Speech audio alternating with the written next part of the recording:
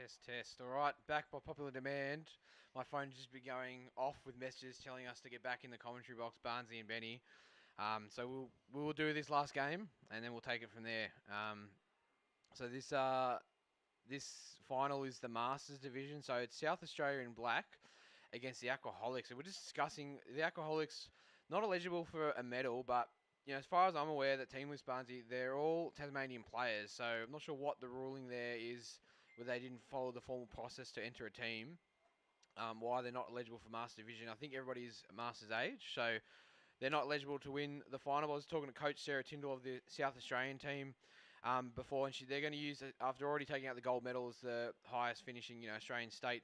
They're going to use this chance to have some fun, but also try some things that they were told to work on by Coach Sarah Tyndall, and just see where it takes them. So we can see the Aquaholics here, Will Bowling there, doing some nice work, putting up some pressure here early on the South Australian Masters team, and a foul has been called. Someone's playing advantage, but I think the ref called a foul too early, and deck ref Brendan there, equal puck. So sound like deck ref Brendan, a bit too trigger happy on the buzzer, called up an advantage puck, a puck that was being played in advantage. So a foul had been committed, but the ref's still allowed to play on, so that team that fouled against still could take an advantage. And press buzzer too early, so now it's an equal puck. We just see a bit of confusion there from the young ref there, where to place the puck, and they're reset. So equal puck here. Both teams have to keep their snorkels up. I can see the black, is that Parko, just being a bit cheeky. I don't think his snorkel's that long that his head was above the water, but not seen there by deck ref Brendan. But, with a short arm, Parker really does need all the help he can get to the bottom first. Barnesy, any thoughts on this final so far?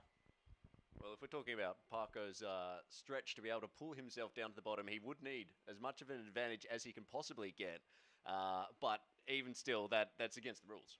Quite frankly, that's against the rules. But they were able to clear it to the side. It does look like it is another advantage puck for the Aquaholics. So hopefully this time they'll be able to capitalize properly. They're going to have as many players as they can right down on the bottom. Will test the old lungs, see how long they can stay down there for. Can they barrel it through? I was reffing one of the Aquaholics games, and they were looking very strong. Got a little bit scrappy in the second half, but their first half, they were actually very clean. But it's all players on the bottom there. Did it sneak through? It looks like it may have. The siren has been sounded. No goal is the call. No goal. So Gloving against the Aquaholics. It's been reset. It is South Australia's puck. It's now their chance to get it out of there. Will they bring it across to the sub-bench, Ben? Yeah, look, I think, his Masters grade, any time take it to the sub-bench is always a smart decision. A lot of kilometres in those legs in the South Australia, both teams, more so the South Australian team, definitely age. And we see Ingvild Ramussen getting the puck there, number 4 from South Australia, one of the 3 female players in the South Australian team. And Stuart Parkinson doing nice work covering the centre there, just managed to steal the puck and find his other players on that team. But it looks like, though, the Aquaholics have regained possession and driving it down the centre there. Good underbody pickup from that player. And there we go. Keeps possession of the puck and able to keep driving down the centre. Looks like they've got some numbers there. Driving straight to the centre. Just pushed off to the outside of the goal there. Lots of numbers on the bottom. It looks like it's snuck through there now. The buzzer has been sounded. A little tricky to see, but it has been a goal. That's the first one for Aquaholics. Can't see what number. Was it maybe? Yeah, couldn't see the number, but that is the first goal. They're going to be able to capitalize on that now, Ben? Or are they going to just get it taken straight back? Is South Australia going to be able to come out swinging and put in another goal in return, in retaliation? Yeah, look, I think, the South Australian team, they're up against it a little bit here, mate. The round robin, Aquaholics were quite convincing in the round robin. They did have some, close-ish games, but I think in all the round robin games, Aquaholics came out comfortable winners over the South Australian team. A lot of experience here. And so, Barnes, it's been a while since you played in the pennant, but my understanding is this is the pennant team as it stands. Would you normally have 12 or 10 players in a full pennant team? Generally, well, it's been many years, Ben, but generally it was 10 players on the pennant team. If they could manage to wrangle them along every week, but I think they may have pulled in a few extra players from the rumblings I heard. But the Aquaholics team are very strong. They were, yeah, as Ben was saying, were able to quite fairly convincingly get through the round robin without too many scars, without too many cricked backs. And from your memory, where do the Alcoholics generally finish in the A grade pennant comp? Are they one of the top performing teams? I cannot remember. I'm sorry. That's local knowledge that I no longer have. They do. We're getting a little thumbs up. Thumbs up. One of the strong A grade teams here from our button pusher from Tassie. And look, the puck is just in. Looks like it's Aquaholics again made their way up into the thing. I can see AJ there lurking at the back. And doing a good job there, pushing it in the attacking corner. But a nice return counter attack here from South Australia. Nice little cheeky dolphin kick from number 5 there from South Australia. But a penalty had occurred earlier in the play. Ben, what's your opinion on Masters using the dolphin kick? Well, I think, look, they've got to save as much energy as they can, so I'm a big advocate for it, especially in open water, and they just, save that energy so they can use it up later in that run, and, a big proponent of it, and I think people should leave the dolphin kick alone. It has a place in the game. It certainly does. When you've got that open space, you can see it. But we did, as we saw in the under-19, sometimes it causes the puck to bobble a little more. And you might end up advancing it with your glove, and if the ref sees it, I mean, it's all downhill from there. However, there's some strong body position. That's Robbie Kilpatrick, big flick forward, the left-hander. It gone in the tray. Was it clean? We're getting, I believe so. And that will be 2 on the board for Aquaholics. 2 on the board. They're starting to get a little bit of a lead now. Their constant attacking has slowly worn down South Australia. And it's only, will it be a matter of time before they just get a 3rd one on the board, Ben? Yeah, look, very convincing dominant display here from the Aquaholics. I'm sure more goals are on the card. So one of the teams have called a timeout. I think Coach Sarah Tyndall called a timeout, just, getting a team to refocus. They've still got things I'd like to tick off, even though this game is, in all, essentially a dead rubber. There's still things the South Australian team want to work on while they're all together and playing in a high-level comp, because it'll be, another 12 months before they can attend a high-level comp, unless they choose to turn up to the Kings Cup, which will be held again in August on the Gold Coast, hopefully. I'd love to see a South Australian team attending the Kings Cup. Hopefully they can, send some of their juniors away and maybe send a B-grade team, which would be good to see. Got some nice up-and-coming juniors, Mike and Martin, and even daughter of Mark Mooney, Alyssa Mooney, who's coming up through Adelaide. So good to see some nice recruitment and development from the Adelaide club, developing some new juniors. But yeah, Barnesy, I think it's a bit tough. I think I've noticed a ring in for the Aquaholics, Ricardo. You might be noticing a dark chiseled man who I think is not on the team list. I think it's number 10, Ricardo from Brisbane, who did manage to make his way down after his 14-day period. Not so much, I don't think he was in quarantine, but 14 days since that scare. And I think he's on playing for the Alcoholics. Again, the game doesn't mean anything, so I don't think anybody's going to object to him getting a few extra games in. I think he's joined a few games in the Barbarians in the Elite Men's and found a spot on the Aquaholics team here. But I can see some nice work there from Robbie Kilpatrick, working up the left-hand side. Lots of underbody work. Just that play coming around the outside, just pushing it back towards the goal tray, trying to find some of his teammates. Bit of hustle here. Good hustle here from the South Australian team. Big flick out to relieve some pressure from the back wall. And looks like the puck working towards the South Australian sub bench. Get some fresh subs in. There were a lot of players on the surface just then. Everyone's sort of watching the puck.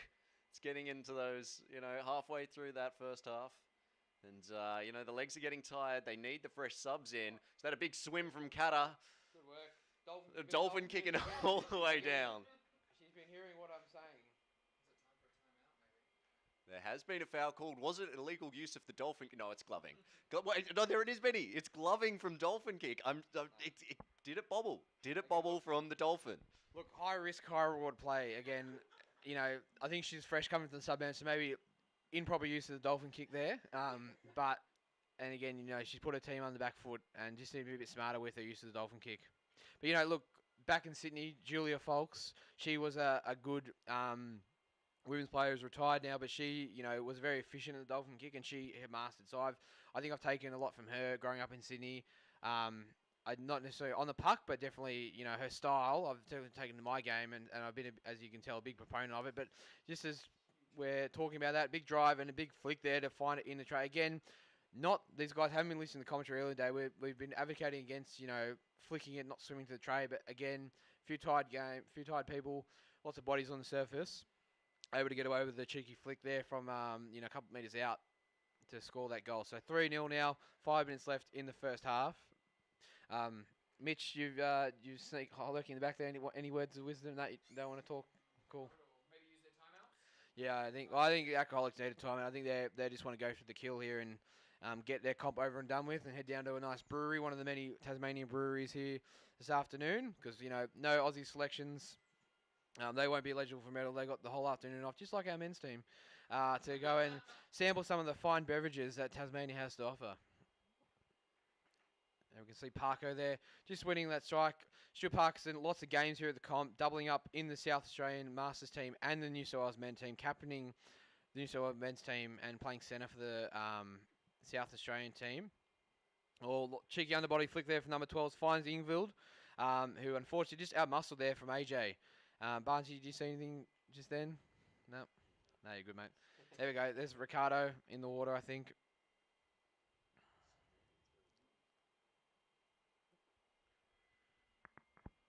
Or maybe it's Scott Barton. Maybe Ricardo's not in the water. I just can't believe there's a Tasmanian player that tanned who. The way you can spot Ricardo is if he's swimming with his head down into you. Great little technique he's got. He makes sure to barge the whole way down the wall. He really, But has he got a red mask strap on? Because that's the he's wearing number 12 cap, and he's got a red under rugby mask strap. But number 12 on the team list is Scott Barton. So I don't know. Maybe we get someone to confirm whether there are any 10 Tasmanian players. Because I'm just in disbelief that that's not Ricardo.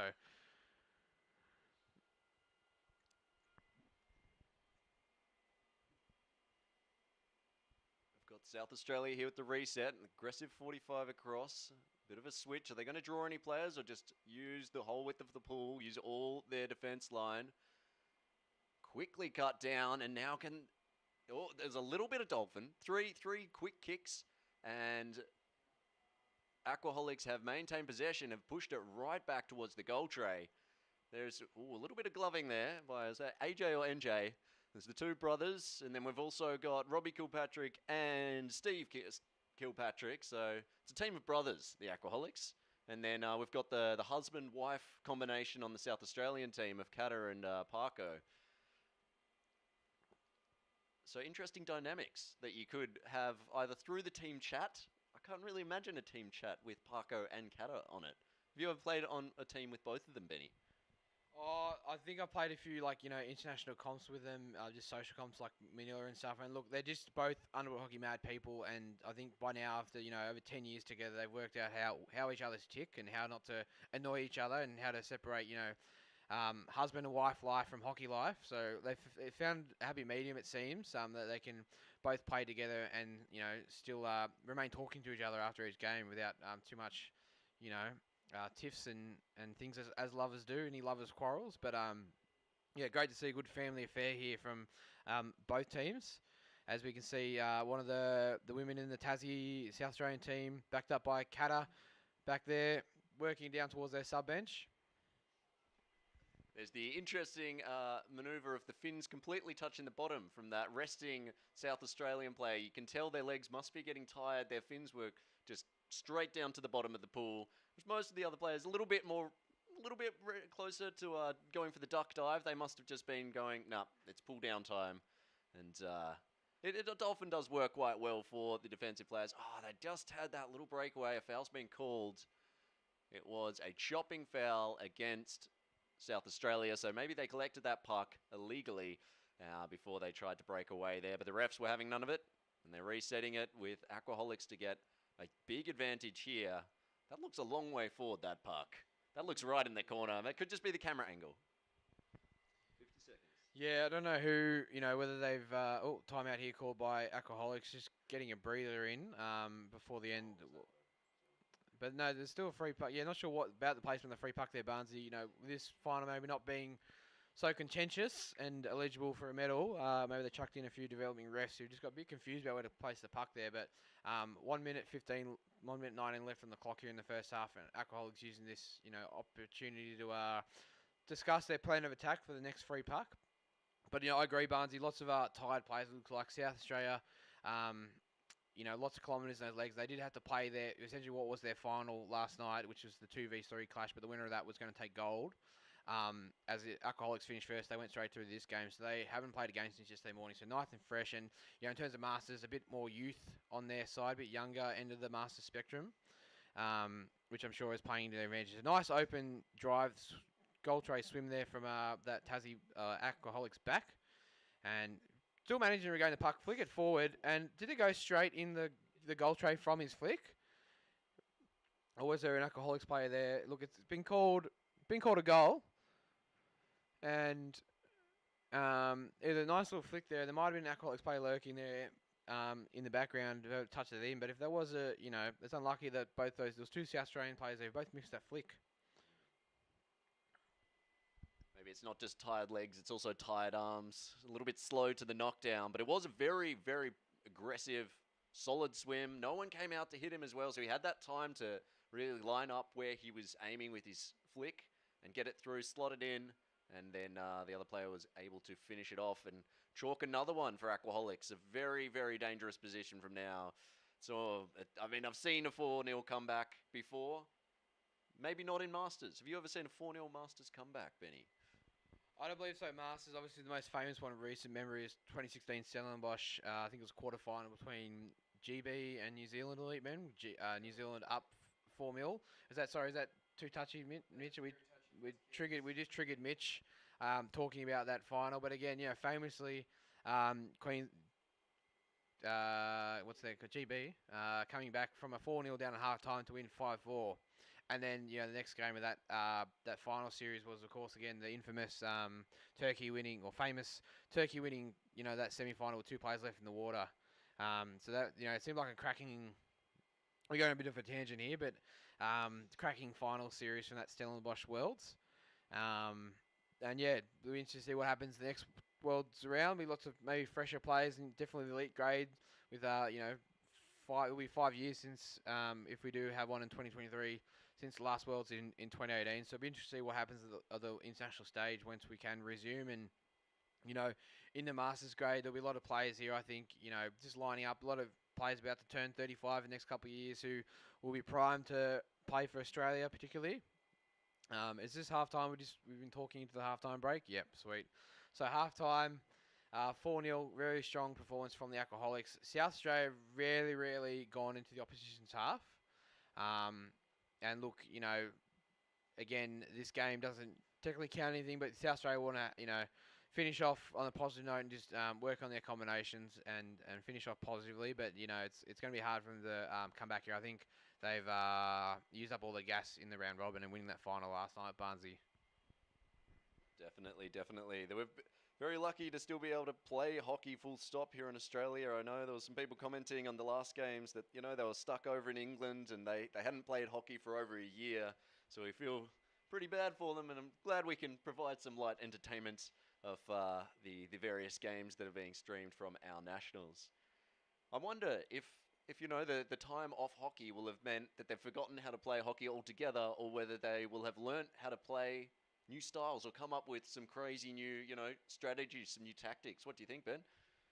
Yeah, I think both of those options are definitely possible, Barnesy. Definitely time away from the game, you can think and watch a lot of, review a lot of video footage from past comps. But, I think definitely before the next Worlds happen, there'll be, surely a chance for the Euros or some other, even intra-national competitions to occur. So at least there should be some high-level hockey played by those teams. Although they had a bit of a break, even the states here, Victoria have had a lot of break in terms of Australian teams. They're probably the most COVID affected and locked down the most time, but they've put on a strong performance, particularly their women's team.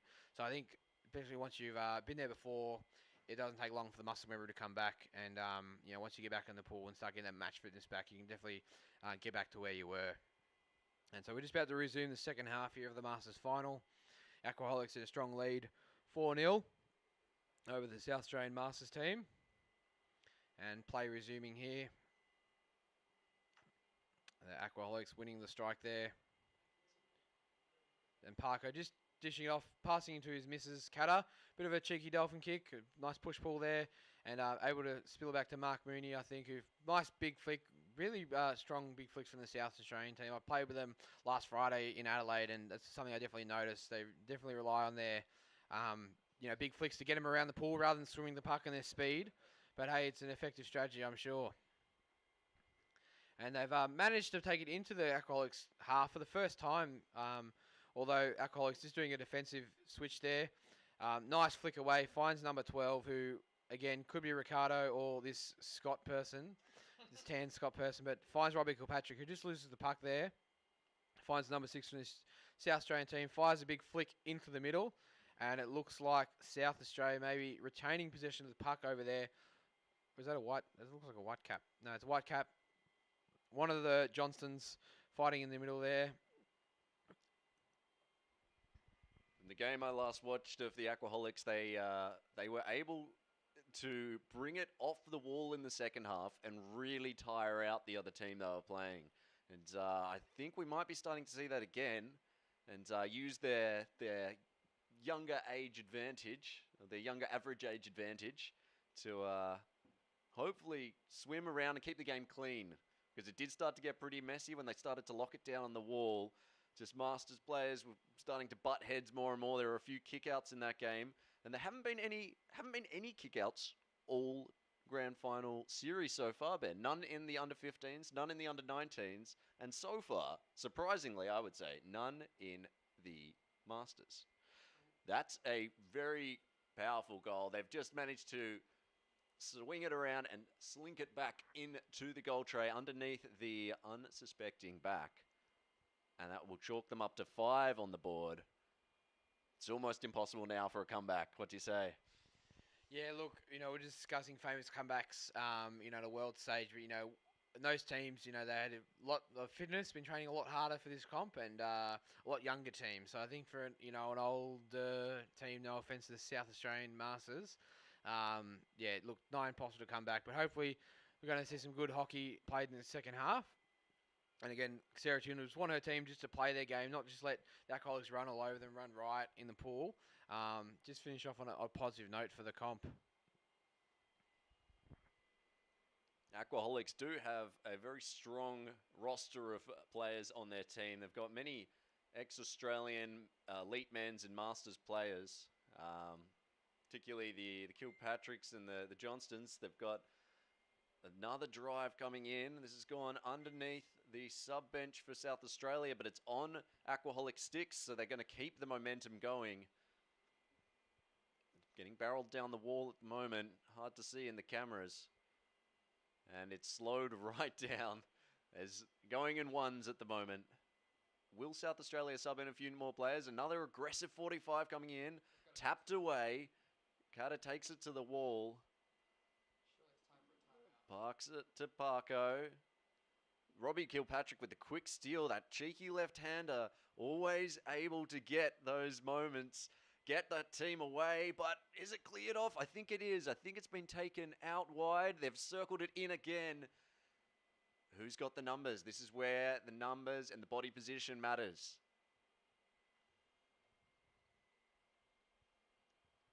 South Australia able to slow it down now. That's what they need. They had to slow that drive from the Aquaholics. It was just relentless for a bit there. But I think all players will be sucking in the air. You can see a lot on the surface. We've got only ones coming down. Oh, tried to flick underneath the body. Did manage to maintain possession of the puck. And we're almost certain now it's Ricardo. And the numbers are there this time, but is that a bit of a hug going on? That I don't think the hugging is allowed generally against the. Hugging opposition players. I think that was hugging opposition players. So Yes. that's pretty cute, though. We're going to give him that. Yeah, there was a slow rise to the surface. Didn't look too aggressive, but maybe they just got tangled in their tiredness and they thought it was just time for a nice snooze up on the surface. Benny. Thank you, Barnesy. Yeah, unnoticed by the refs, so play on here. We can see Ricardo, which we are 99% sure is Ricardo, lurking there. And Parker doing some good work just to tussle with one of the Johnsons there. I think it's AJ number 2. Ingvild, good work, protect the puck, but unfortunately losing it to that halfback from the Aquaholics, and just a nice little open water drive there, other side of the pool. Just reloading and curling, finding another player back in the center of the pool. Got some good time on the puck. Flicks it forward to Ricardo, the imposter, and leading on the head. Classic Ricardo move there.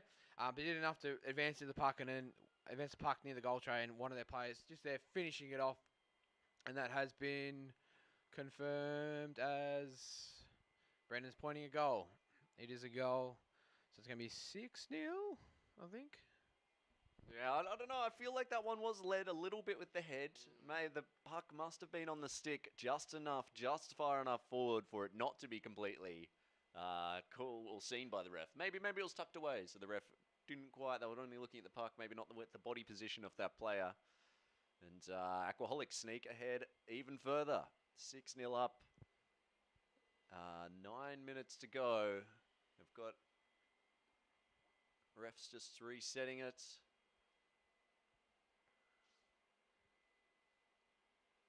Which brewery do you think they're going to go to first, Benny? Look,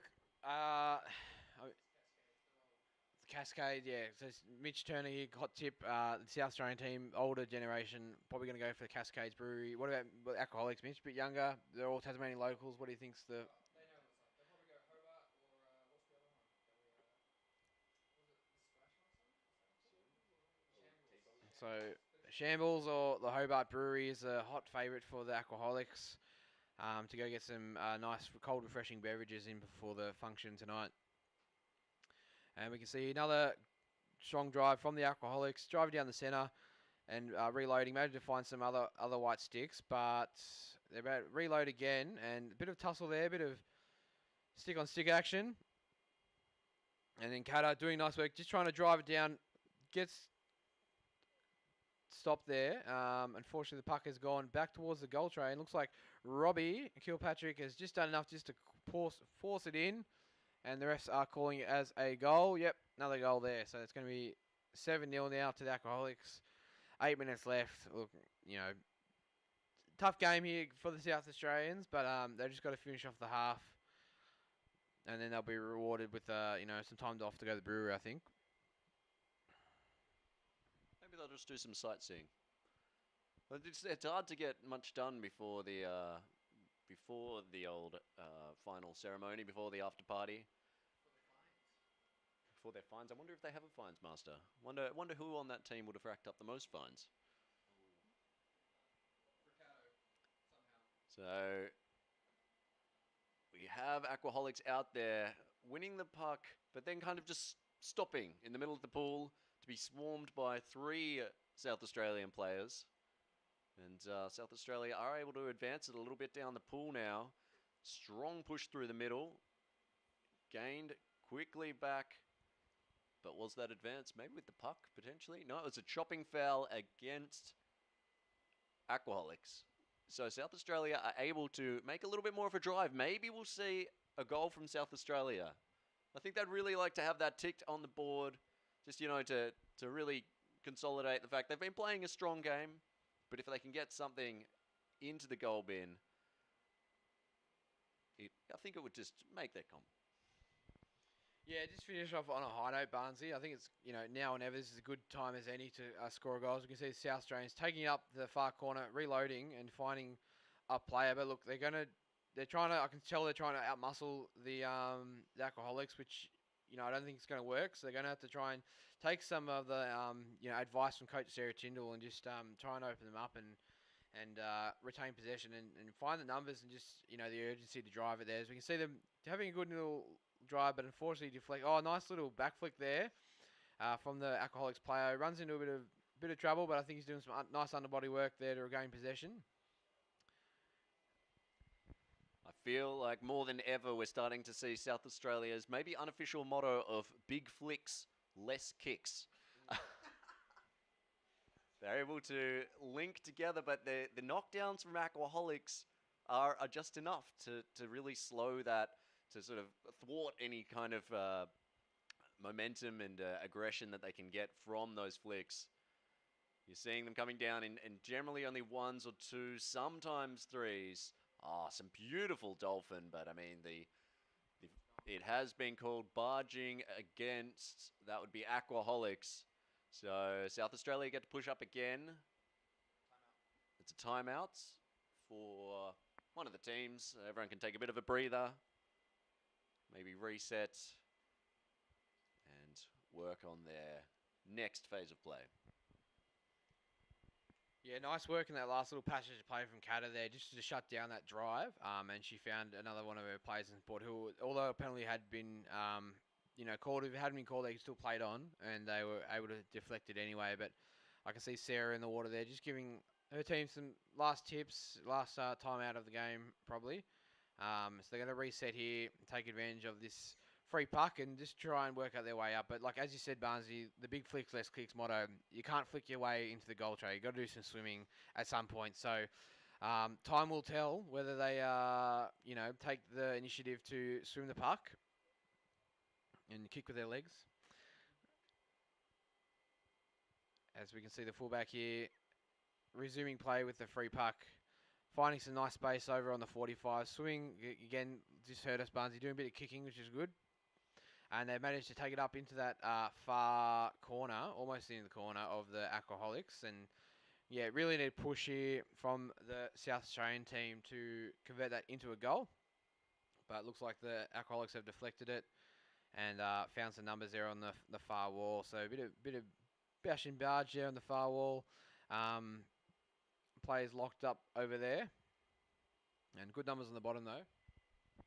South Australia's swim was pretty much uncontested to begin with, and then as soon as it got all the way to the wall, maybe just a little too far, maybe half a metre too far onto the wall there, and Aquaholics were able to shut it down, lock it down, and use their generally more aggressive hand skills and push to be able to advance the puck back and eat back those meters.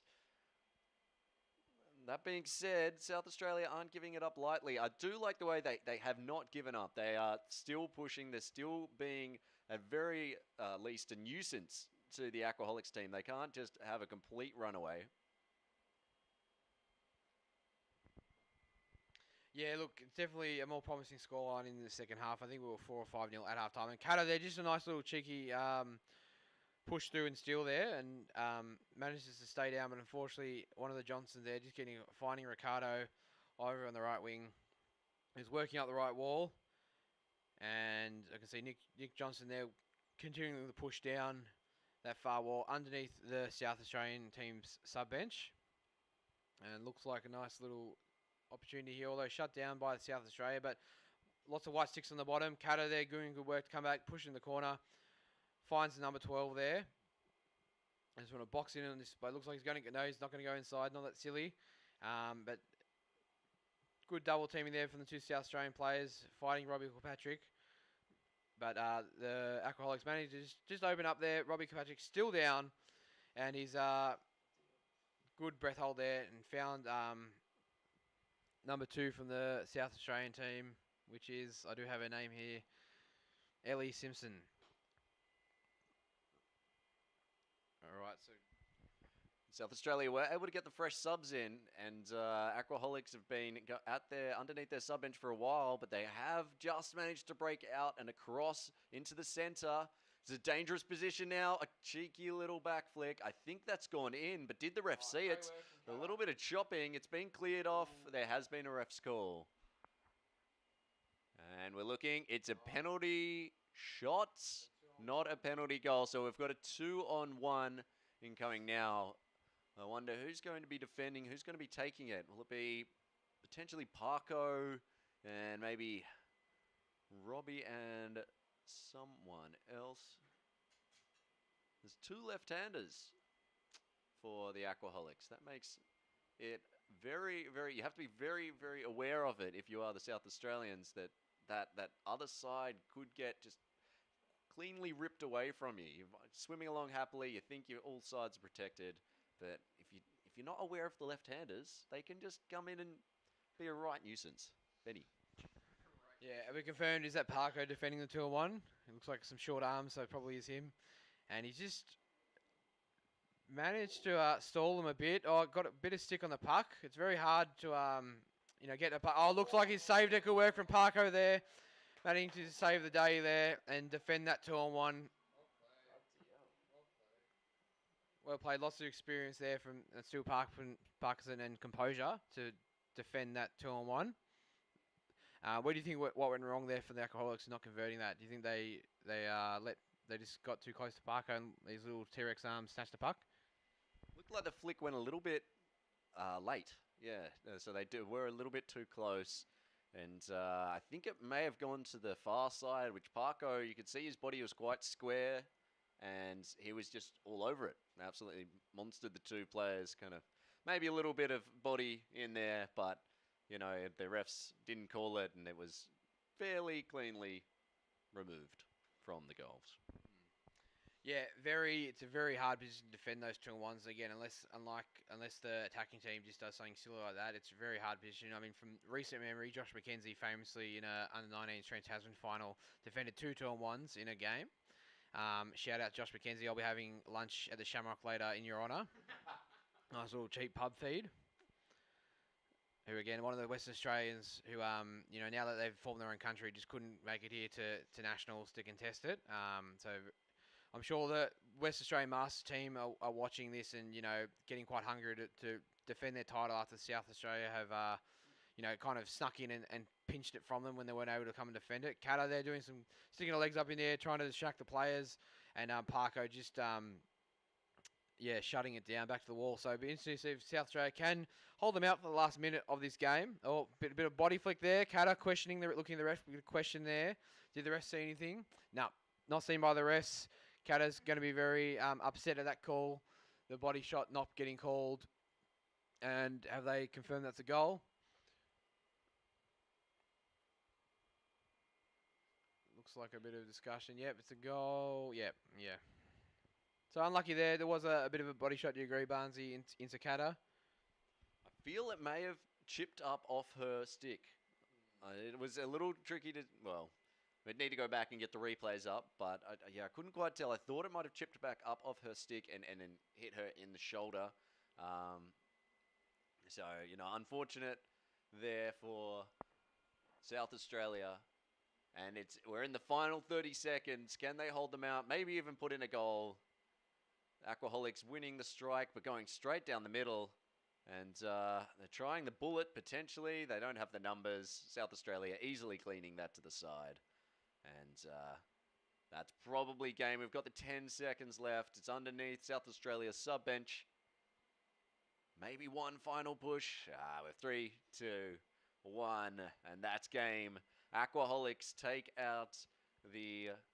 What would you call this game then? If it's not, it's the grand final, but not the Nationals grand final. It's the final game. Yeah, it's still the final. Just not playing for a gold medal, but same with the international teams here, like Kiwi teams coming. They're still allowed now to play in the final, so they're still the best team here.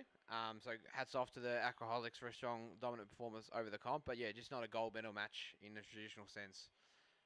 But yeah, look, South Australia. It's good signs in South Australia. And hopefully they'll really want to back up their title and defend their title next year when hopefully all the Western Australians are here as well in the face of them coming back. So be interested to see what happens in the Masters grade next year. Maybe a few more cheeky imports from people who are turning 35, Stuart Parkinson's well past that. But, there's always some new fresh blood coming up into the Masters grade. So it'll be interesting to see what new fresh faces can help bolster those, old legs in the Masters team, Barnesy. And will we see a veterans division coming up? Maybe the 55 and over, then start to split these teams out, and then we'll see even more diversity, even more of a managerial nightmare trying to coordinate the pool. But it could happen. We could have those splits. And I was thinking, when was the last time South Australia won a gold medal for the Masters. Parko said he had no idea. We might have to ask some of the old blood of South Australia whether they know if it's ever even happened before, or whether this has been the first time South Australia have won a Nationals gold medal. What do you think, Ben? Yeah, I've heard definitely well over 10 years since a gold medal. I'm not sure that confirmed either a gold medal before. They have won bronze a couple of times in recent memory. But yeah, look, a great showing from the South Australian team. And like you said, Barnsley, I think the veterans is definitely on the cards. It was on the cards after last Nationals talked about, but with COVID and a lack of kind of teams and numbers getting here, just wasn't feasible this year. But I think we definitely do have the aging population of hockey players to be able to field a veterans grade, which would be nice for those just a few older players who are just getting beat up by these young 35-year-olds in the Masters division. But I think that's all from us. Stay tuned for the Elite Finals. Taz against Barbarians, Elite Men's up next, and Taz Vic against the Women's. I'm personally going to head down to the Shamrock for lunch. And thanks everybody for tuning into the live stream. There'll still be live streams this afternoon. Thank you.